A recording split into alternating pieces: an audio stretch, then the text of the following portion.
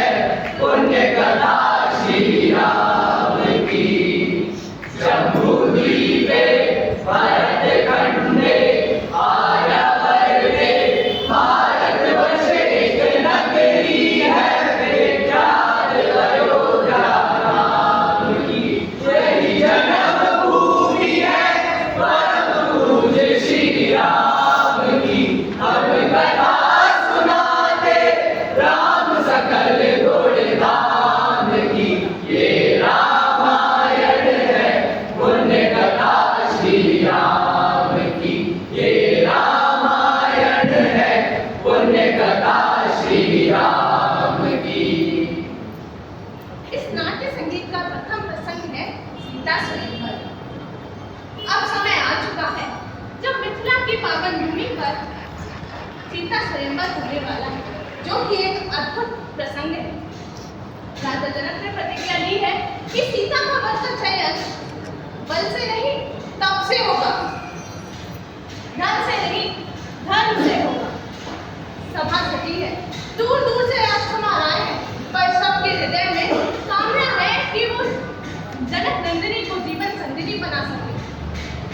पर सभी के मन में एक संशय भी है, क्या वे उस महादेव के धनुष को उठा पाएंगे? आइए देखते हैं।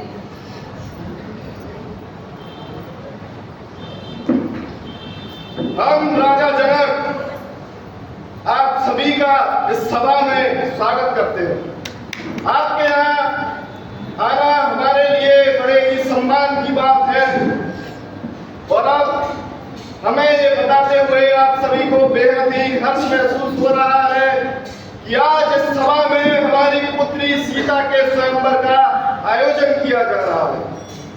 उसकी शर्त यह है कि जो भी वीर राजकुमार इस सभा में से शिव धनुष की प्रत्यंचा को चढ़ाएगा, हमारी पुत्री सीता का विवाह उस राजकुमार से कर दिया जाएगा। तो अब हम इस सभा में उपस्थित सभी राजकुमारों से एक एक कर निवेदन करते हैं कि आप आए और इस धनुष की प्रत्यंचा को चढ़ाएं।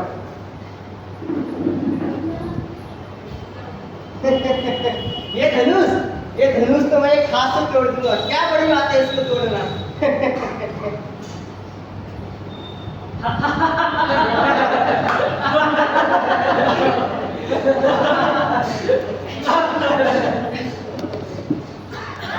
मेरा सवाल पर क्या हुआ?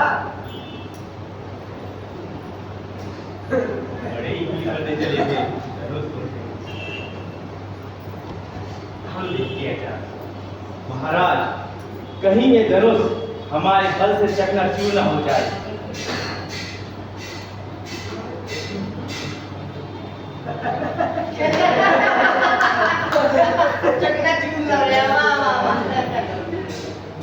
अरे रहने दो, तुमने भी नहीं होने वाला। क्या इस सभा में कोई ऐसा वीर राजकुमार नहीं जो इस धनुष की प्रत्यंचा को चढ़ा सके? क्या ये धरती वीरों से विहीन हो चुकी है? बस महाराज बस, इतनी लज्जाजनक और अपमानजनक बातें करते हुए आपको एक बार भी ख्याल नहीं आया कि इस सभा में रघुकुल नंदन श्री राम भी बैठे हैं। हे महाराज जनक, जिस सभा में रघुवंशों में से एक भी प्रत्येक सदस्य हो, वह ऐसी बात करने का किसी का साहस भी नहीं होता है, और आप उसी सभा में रघुकुल नंदन श्री राम को भी तक चुनौती दे रहे हैं। हे महाराज जनक, आप इसका परिणाम जानते हैं। मुझे मेरे भैया की सौगंध, अगर मेरे गुरुजी मुझे आदेश दे तो ये धनुष्य क्या चीज है? मैं तो पूरे ब्रह्मांड को गेंद की तरह उछाल कर पटक सकता हूँ। मुझे क्षमा कीजिए भैया, मैं आपका ऐसा अपमान नहीं सह सकता, किंतु मुझे आज्ञा दीजिए कि मैं महाराज जनक की अपमानजनक बातों का समुचित उत्तर दे सकूं। बस लक्ष्मण बस। महाराज जनक से ऐसी अपमानजनक बात करना उचित नहीं। ये क्षमा कीजिए। महाराज, यदि आप आज्ञा दें तो मैं अपने शिष्य राम को इस स्वयंवर में आयोजित करना चाहता हूँ। ठीक है। श्री विश्वामित्र जी के कहने पर हम दशरथ पुत्र श्री राम को इस स्वयंवर में भाग लेने का आमंत्रण देते हैं। राम, वीरों की इस प्रतियोगिता में अब बालक भी हिस्सा लेंगे।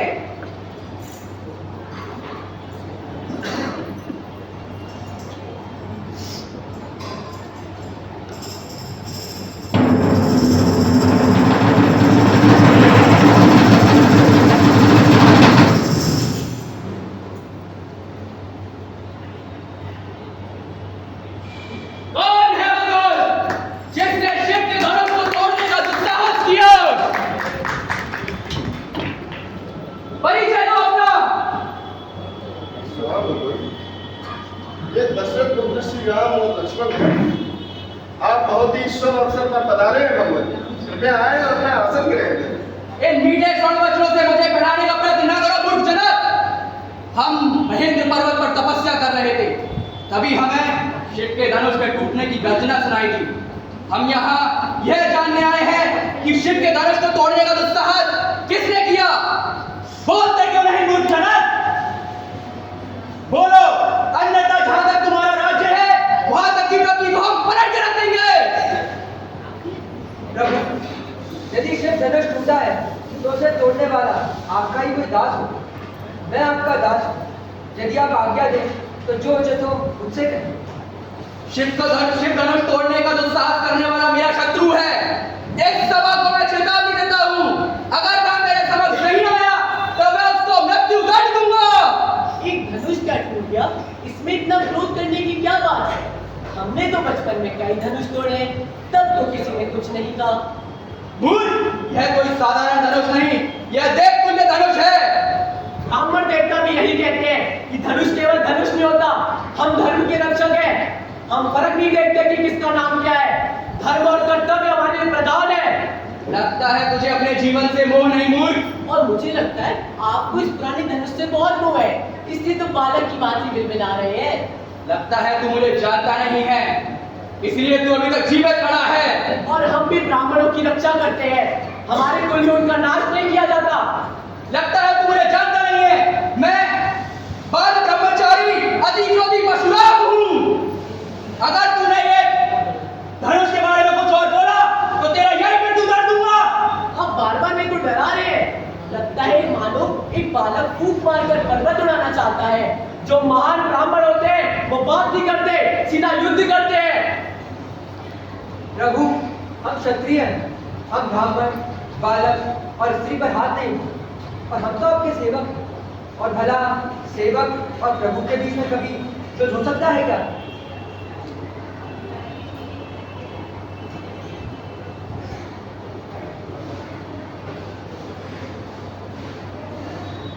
इस संवाद के बाद भगवान परशुराम को यह ज्ञात हो जाता है कि वह जिसके समक्ष खड़े हैं वो है कोई नहीं, स्वयं नारायण है। और इसके बाद पश्चात सीता स्वयं समाप्त होता है और सीता जी और श्री राम अयोध्या की ओर लौट जाते हैं।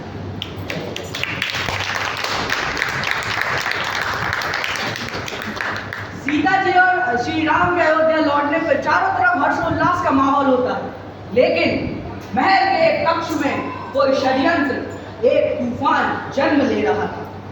और अचानक ही मंत्रा नामक दासी, जिसके अंदर कपट और ईर्ष्या भरी हुई थी, वो माता कैकेयी के पास जाती। पता नहीं ये मंत्रा कहाँ रह गई है। आ गई तू, अब किसकी बुराई करने आई है? देख, मैंने तेरे लिए सबसे सुंदर हार निकाल कर रखा, जरा पहनकर तो दिखा। अरे, इसको पहनने से पहले मेरा गला काट दो रानी। इन आंखों से तुम्हारी बर्बादी होती हुई नहीं देख सकती मैं। चुप कर जा। अब अपने गंदे मुख से एक और अपशब्द निकाला तो। वैसे भी किसमें इतना साहस है जो मेरा कुछ बिगाड़ सके? राम, राम तुम्हारा बहुत कुछ बिगाड़ सकता है रानी। राम का राज्याभिषेक होने जा रहा है, जिसके बाद भरत बनेगा उसका दास और तुम बनोगी उस कौशल्या की दासी। तू ठीक है मंत्रा, पर अब मैं क्या करूं? तो काफी समय निकल चुका है। नहीं रानी नहीं, तुझे याद है महाराज ने तुझे तो वर दिए थे, उनको मांगने का समय आ गया रानी, उनको मांगने का समय आ गया है।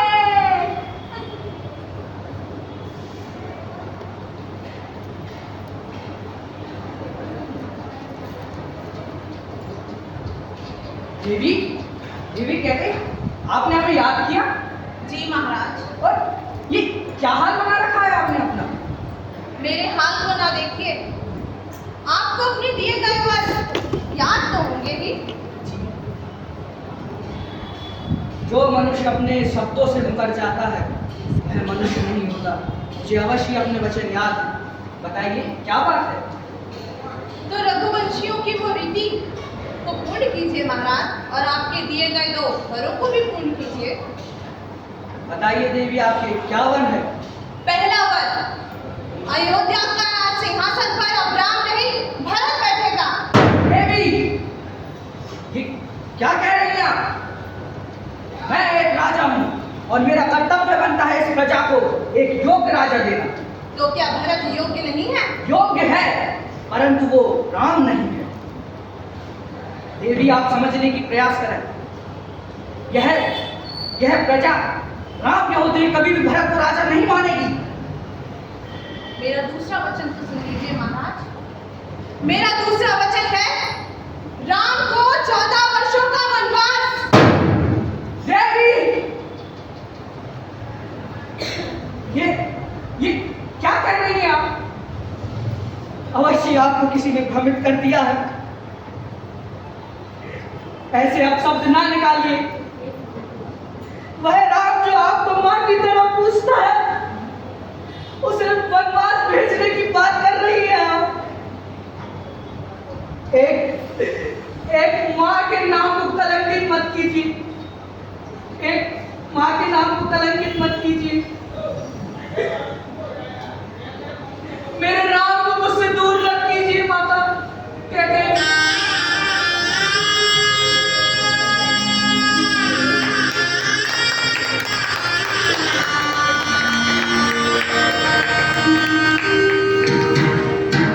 चले मानसी लखन रघुराई, चले मानसी लखन रघुराई, रानी के कई अनरात की मीना तिलक साई।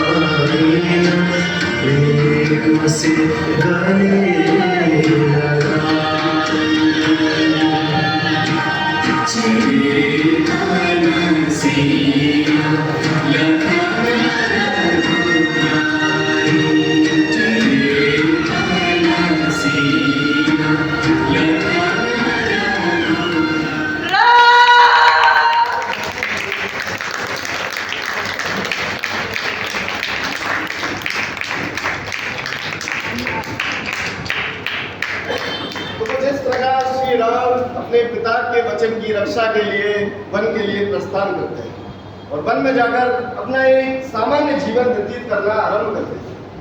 लेकिन तभी एक दिन राक्षसी शूर्पणखा की दृष्टि भगवान श्री राम पर पड़ती है और वो उनके सौंदर्य को देखकर उन पर मोहित हो जाती है और भगवान श्री राम के पास जाकर सीधे विवाह का प्रस्ताव रख देते हैं। श्री राम उस विवाह के प्रस्ताव से साफ इनकार कर देते हैं। शूर्पणखा को जब ये पता चलता है कि भगवान श्री राम मां सीता की वजह से इस प्रस्ताव से इनकार कर रहे हैं तो वो क्रोध में आकर मां सीता की ओर बढ़ती है। तभी लक्ष्मण उसके इस अपमानजनक कृत्य के दंड स्वरूप उसकी नाक काट देते हैं।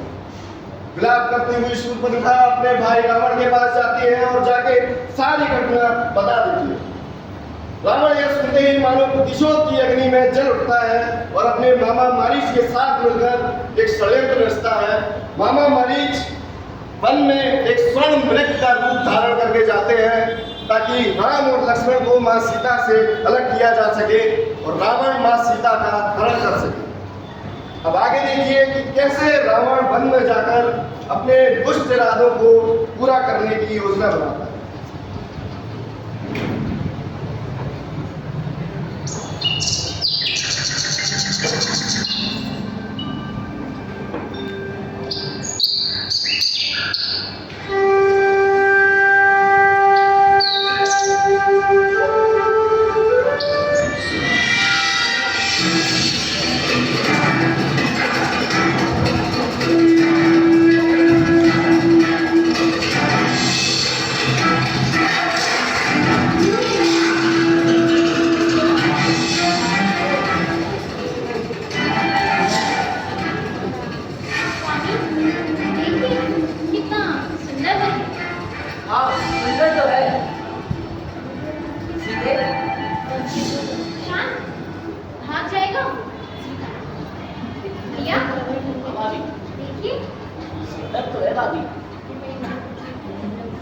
स्वामी इसे मेरे लिए ले आइए ना, ये यहाँ रहेगा तो मुझे अच्छा लगेगा। मैं इसे अयोध्या ले जाऊंगी। तो ये कोई माया भी हो सकती है। ले आइए ना मेरे लिए। अच्छा ठीक। लक्ष्मण आप ही का ध्यान रखना। मैं हिरण पकड़ कर आता हूं।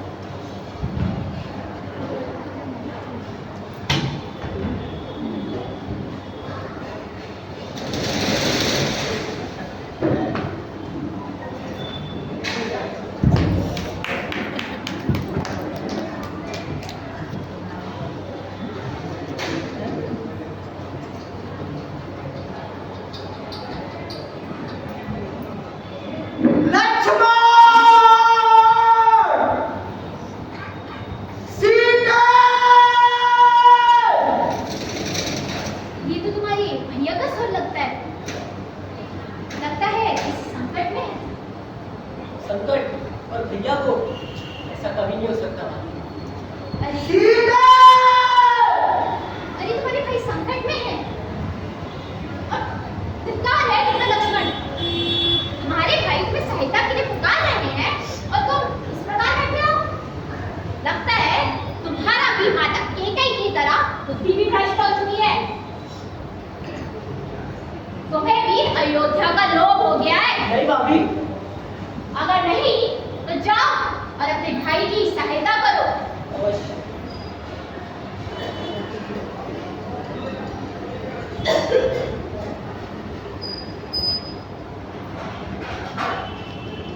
भाभी मैंने आपके लिए सुरक्षा की रेखा खींची है, कृपया इसे पार नहीं करिएगा। मैं अभी भैया को ढूंढ कर आता हूँ।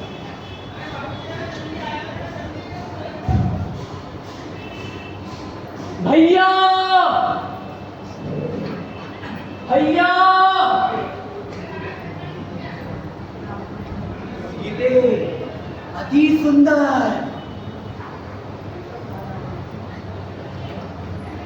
लगता है कोई शक्ति इस कुटिया की रक्षा कर रही है।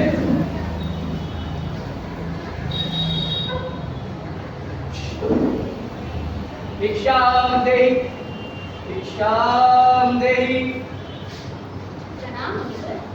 कल्याण बेटी हम बहुत दूर से आए हैं और भूखे भी हैं। कृपया हमें भिक्षा दान कीजिए। अवश्य, आप अपनी ठहरे, मैं भोजन लाती हूँ।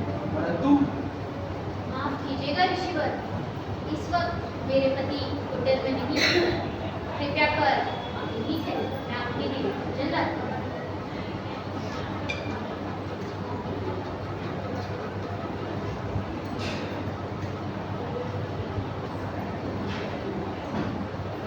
ये आओ देवी। माफ कीजिएगा, मैं ये सीमा पार नहीं कर सकती। ये सीमा मेरे देवर मेरी सुरक्षा के लिए खींच कर गए हैं। मैं शपथ भी ले गए हैं कि मैं इसे पार ना करूं। कृपया आपको ही कष्ट करना होगा। अब तो हमने आसन ग्रहण कर लिया है देवी। जो लाना है नहीं ले आओ। माफ कीजिए, आप कष्ट कर दीजिए। अनंत निरंजन, हम तपस्वी हैं, हमारा वर्जन है कुटिया में आना, और आप हमें अंदर आने के लिए बोल रहे हैं। हम तपस्वी हैं, हम कुटिया में नहीं आएंगे।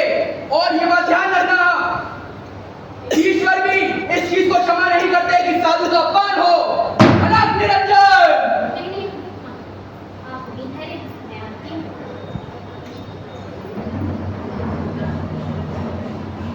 सुरक्षित रहिए।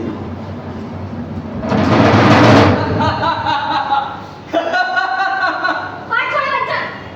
तुम तो अति सुंदर हो सीते। कौन हो तुम? तुम्हें मेरा नाम कैसे पता? मैं हूँ लंकापति रावण, दशानन, जिसकी बहन की तुमने नाक काटी थी। हाथ छोड़, वरना मारा जाएगा। चल।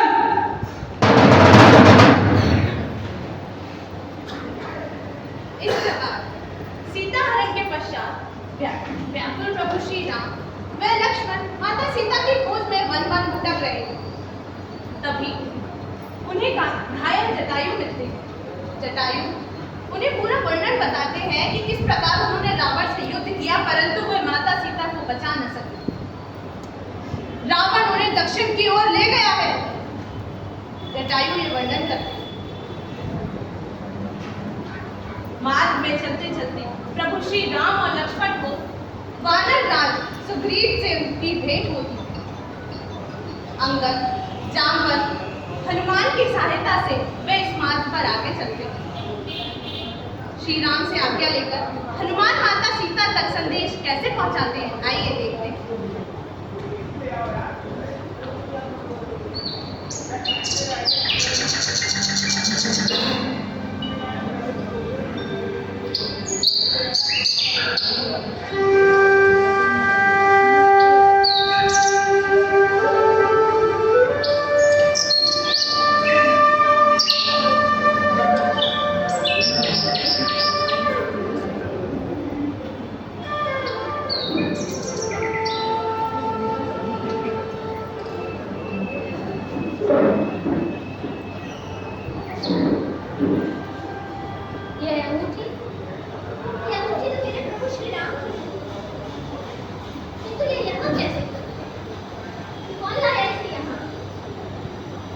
जय श्री राम। कौन है? कौन कर रहा है मेरे प्रभु का दर्शन? देखो, मेरे धैर्य की परीक्षा ना लो। यदि यह कोई माया जाल है, तो इसी क्षण इसका अंत करो और सामने आओ। ये कोई माया नहीं, ये तो प्रभु की छाया है माता। कौन हो तुम? कोई माया भी तो नहीं। अपना परिचय दो। मैं जननी पुत्र राम, चंद्री पुत्र हनुमान। जननी में रामदूत हनुमान, जननी में रामदूत हनुमान। चरण कमल को शत शत वंदन, कर दो मां कल्याण। मिला है अवसर आज महान, जननी में रामदूत हनुमान। सत्य वचन कहता मां सीता, हर पल प्रभु को तुम्हारी चिंता। सत्य वचन वचन कहता माँ सीता, हर पल प्रभु को तुम्हारी चिंता। अश्रु नयन से झरत निरंतर, व्याकुल है श्री राम जननी में रामदूत हनुमान, जननी में रामदूत हनुमान। माता, मैं प्रभु श्री राम का सेवक हूँ और यह मुद्रा स्वयं प्रभु श्री राम ने मुझे दी है ताकि आपको यकीन हो जाए। यह अंगूठी प्रभु श्री राम की है, इसका कोई संदेह नहीं। यदि तुम राम भक्त हो तो इसका प्रमाण दो, प्रभु श्री राम का वर्णन करो। मुझे क्षमा कर दीजिए माता, मैं उन प्रभु श्री राम का वर्णन नहीं कर सकता जिन्हें आप जानती हैं, परंतु मैं उस प्रभु श्री राम का वर्णन अवश्य कर सकता हूँ जिन्हें मैं जानता हूँ। मैं उन प्रभु श्री राम का वर्णन नहीं कर सकता जिन्होंने अपनी पत्नी को आभूषण पहनाया। मैं उस प्रभु श्री राम का वर्णन अवश्य कर सकता हूँ जो दिन में कई बार उस पोटली को खोलते हैं और उसमें अपनी सीता को खोजने का प्रयत्न करते हैं। उनके आंखों से बहते हुए अश्रु की छाया में अपनी सीता को खोजते हैं। कभी कभी आपकी याद आते ही रात्रि में निकल पड़ते हैं, अपनी सीता को खोजने का हर प्रयत्न कर रहे हैं। मैं उस प्रभु श्री राम को नहीं जानता जिन्होंने महान शिव धनुष तोड़ा। मैं उस प्रभु श्री राम को अवश्य जानता हूँ जो समय मिलने पर अपने बाणों को पैना करते हैं ताकि उस दुष्ट की छाती चीर सके जिन्होंने माता आपका अपहरण किया है। मैं प्रभु उस श्री राम को नहीं जानता जो आपकी याद में हर पल अपने आप को कोसते हैं। आपका दिया हुआ साया अब उनके समीप रहता, जो कभी उन्हें ठंडी छांव देता है। माता, आप तनिक भी चिंता ना कीजिए, प्रभु श्री राम आपको अवश्य यहाँ से ले जाएंगे। मुझसे क्रोधित है ना मेरे प्रभु राम, मैंने हट करके उन्हें उस माया के किरण के पीछे फेंक दिया। क्रोध में आकर मैंने लक्ष्मण भैया को ना जाने क्या कर कह दिया। नहीं माता, आप तनिक भी चिंता ना करें। हट तो अपने ही करते हैं और आप तो प्रभु श्री राम के मन में बसती हैं। और लक्ष्मण भैया तो एक माँ की तरह बिलखते हैं। हर दिन अपने आप को कोसते हैं कि उन्होंने आपको अकेला क्यों छोड़ दिया। आप चिंता ना करें माँ, प्रभु श्री राम की वानर सेना सज्ज हो रही है, अवश्य ही आपको यहाँ से ले जा रही है। माता, अगर आपकी आज्ञा हो तो मैं अभी अपनी पीठ पर बिठा के आपको प्रभु श्री राम के पास ले चलूं। नहीं हनुमान, रावण मुझे छल करके यहाँ अपहरण करके लेकर आया है। अब प्रभु श्री राम उसका वध करेंगे और मुझे अपने साथ अयोध्या ले जाएंगे। जो आज्ञा माता। माता, मैं बड़ी दूर से आया हूँ। मैंने प्रण लिया था जब तक आपकी खोज पूरी ना कर लूं अन्न ग्रहण नहीं करूंगा। माता, इस वाटिका में इतने सुंदर सुंदर फल लगे हैं, क्या मैं उन्हें खा लूं?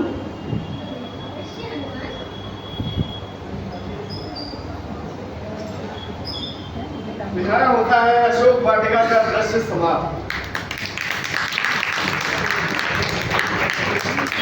अब हनुमान जी प्रभु श्री राम के पास लौट चुके हैं और श्री राम के पास जाकर उन्हें सीता माता के मन की दशा, लंका की स्थिति और रावण के अहंकार के बारे में बताते हैं। तभी प्रभु श्री राम निश्चय करते हैं कि अब अधर्म का अंत और धर्म की विजय निश्चित है। तभी प्रभु श्री राम, लक्ष्मण, हनुमान और वानर सेना समुद्र तट की ओर प्रस्थान करती है। वहां जाकर नल और नील अपने पराक्रम से समुद्र पर राम सेतु का निर्माण करते हैं और श्री राम की सेना लंका की ओर जयघोष करती हुई आगे बढ़ती है और एक एक करके युद्ध में रावण के सभी भाई, पुत्र, मेघनाद आदि सब मारे जाते हैं। और अब आरंभ होता है लंका का महायुद्ध। एक तरफ रावण अपनी विशाल सेना और अपने घमंड के साथ खड़ा है और एक तरफ प्रभु श्री राम मर्यादा, सत्य और धर्म के प्रति। आज तेरे इस तथाकथित धर्म का अंत मैं स्वयं करूंगा। जिसे तू मर्यादा कहता है वह मेरे लिए दुर्बलता है। मैं तपस्वी हूँ, ज्ञानी हूँ, वेदों का ज्ञाता हूँ, तब भी तू क्यों मुझे अधर्मी कहता है राम? रावण, ज्ञान केवल ग्रंथों में नहीं बल्कि आचरण में बसता है। तूने अपने ज्ञान को अहंकार में जलाकर भस्म कर डाला। धर्म वो है जो दूसरों के हित में हो, और तूने अपनी वासना में आकर सीता का अपहरण कर लिया। क्या यह धर्म है? जिसे तू अपराध कह रहा है वह मेरा अधिकार था। मैं राजा हूँ, विजेता हूँ, स्त्री को जीतना मेरा अधिकार है। नहीं रावण, राजा का धर्म जनता की रक्षा करना होता है, उनका अहित नहीं। जो शक्ति के नशे में निर्दोषों पर अत्याचार करे वह राजा नहीं, राक्षस कहलाता है। राक्षस। धर्म वो है जो दूसरों के हित में हो, और करुणा ही हर चीज होती है। करुणा से राज्य नहीं चलता राम, करुणा से राज्य ढह जाता है। और यदि अगर मैं करुणा दिखाता तो क्या मैं तीनों लोगों का राज्य बन पाता? ये ध्यान रखना राम, करुणा से तेरा राज्य भी ढह जाएगा। करुणा दुर्बलता नहीं बल्कि धर्म का सर्वोच्च रूप है। जो अपनी शक्ति से सब कुछ तबाह कर दे उसे श्री राम कहा जाता है। और रावण, तूने मेरी सीता को जो पकड़ के रखा है उसे तो आज मैं तुझे युद्ध में हरा के अवश्य ही ले जाऊंगा। और जो तेरा साम्राज्य भय से चल रहा है, ये साम्राज्य भी ज्यादा देर टिक नहीं पाएगा। देखते हैं राम, इस युद्ध में कौन टिकता है, तेरा धर्म या मेरा अधर्म।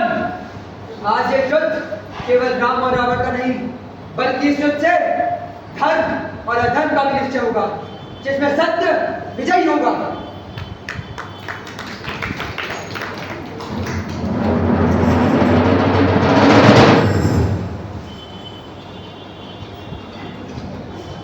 और इस प्रकार धर्म जीत गया और अधर्म हार गया।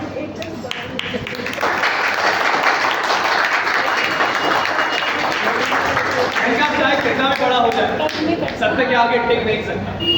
उम्मीद करते हैं कि आपको हमारे रामायण नाट्य संगीत अच्छा लगा होगा।